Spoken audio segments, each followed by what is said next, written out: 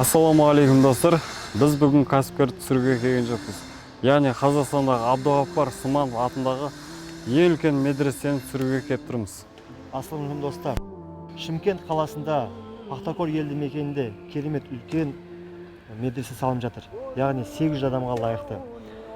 Бізден не көмек? Бізден іш болмаса 100 теңге, 1000 теңге салатын болсақ, яғни қанша адамдар бар. Бұл медресе ертерек бітіруге иншалла қаражат керек. Қаражатқа мұқтаж достар.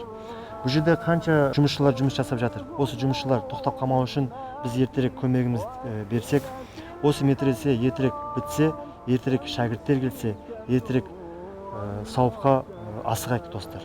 Ассалаумағалейкум, құрметті жамағат. Жалпы бұл видеоның түсірілу мақсаты негізінде әрбіріміз сауапқа мұқтажбыз. Мынау артымыздағы көрініп жатқан көрініс.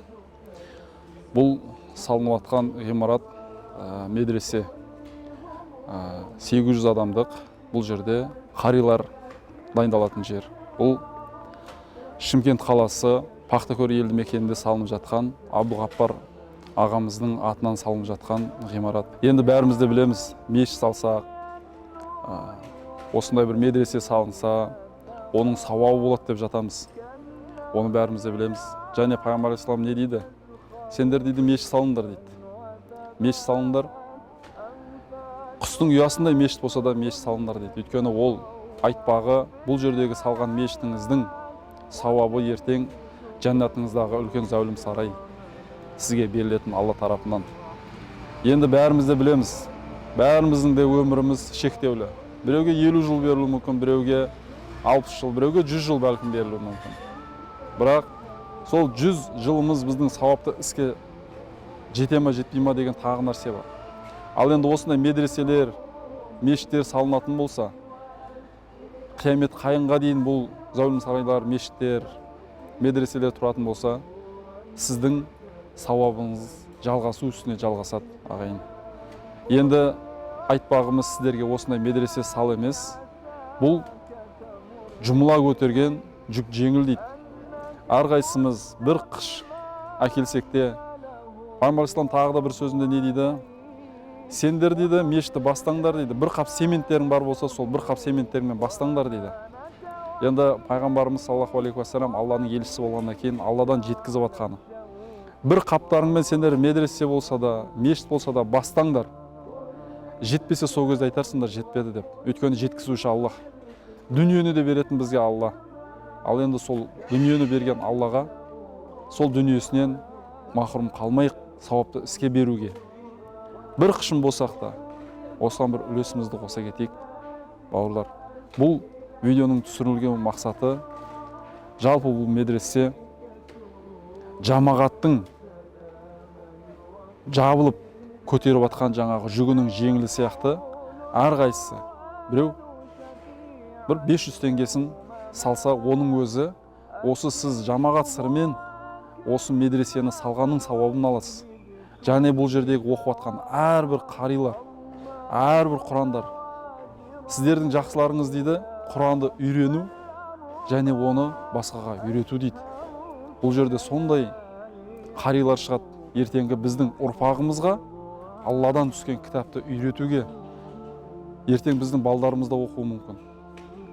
Сіздердің балдарыңыздың сізге ең құрметті сыйы ол Құранды жаттаса, Құранды басқаға үйретсе дейді. Алла тағала сондай алтын тәж кигізеді екен сізге жәннатта. Енді сол нәрсеге біз атсалысайық, ағайын, жамағат, бауырлар. Жалпы айтпағымыз осы медресенің бітуіне және осы жерде 800 адамның қари шығуына атсалысуымыз. Бәлкім білмейміз ертеңгі күніміздің не болатыны. Қазіргі қолымыздағы бір дүниеміз бар. Адамда дейді 3 дос болады дейді. Ол біріншісі оның досы, бірінші досы дейді, оның дүниесі дейді. Жан тапсырасын сол жерде қалады екен. Екінші досы дейді, оның ағайын туысқаны дейді. Ол ағайын туысқаны сіздің қабірге дейін ғана барады екен да. Қабірге сізбен үшінші досыңыз барады екен, сіздің сауапты амалыңыз бен күнәңіз дейді. Енді кім кепіл біздің сондай сауап жасап, сауап дәптеріміз, амал дәптеріміз сауаптан тасып атқанын, тасымай атқанын біз білмейміз. сол себептен махрум қалмайық. Дүние ол қазір жан тапсыратын болсақ сол жерде қалатын зат. Сол себептен ағайын осы бастан ойланып, ақыретімізге де бір көз салайық. Өйткені дүниені беруші кім? Аллах. Сіздер бірді берсеңіздер, мен 10 есе қайтарамын дейді. Бәлкім қазір Рамазан айы. Рамазан айындағы бір істеген сауабыңызға бәлкім 700 есе сауап. Енді жасырын бір күн бар дейді. Ол 1000 айдан қайырлы дейді. Ол 1000 айдан қайырлы деп атқанымыз, егер бір қадір түніне түсіп қалатын болса, демек ойлаңыз, 1000 ай дегеніміз ол 83 жыл өмір. Бір 83 жыл өмір сүреміз бе, сүрмейміз бе білмейміз. Бірақ сіз 83 жыл бойы сол садақаны берген сауабын аласыз. Және ол сауап, ол садақаңыз 700-ге көбейеді. Ойлаңыз, енді берген садақаңыздың, берген жаңағы көмегіңіздің 700 есеге көбейіп, және 83 жыл берілуі, ол деген керемет емес па? Алла әрдайым жомарт, бізге кішкентай ғана бір амалмен сондай бір кереметті сауапты қазануды нәсіп болып жатыр. Демек, бауырлар, осы бір сауапты істерден махрум қалмайық. Ассаламу алейкум ва рахматуллахи ва баракатух. Барлықтарыңызға осы сауаптан құр қалмауды Аллахым нәсіп етсін. Рахмет сіздерге. Осы медресені басқарып жатқан кісілердің номерлерін осы жерде қалдырып кететін боламыз. Құрметті достар, осы видеоны таратуға себепші болыңыздар. Оразаларыңыз, ниеттеріңіз қабыл болсын.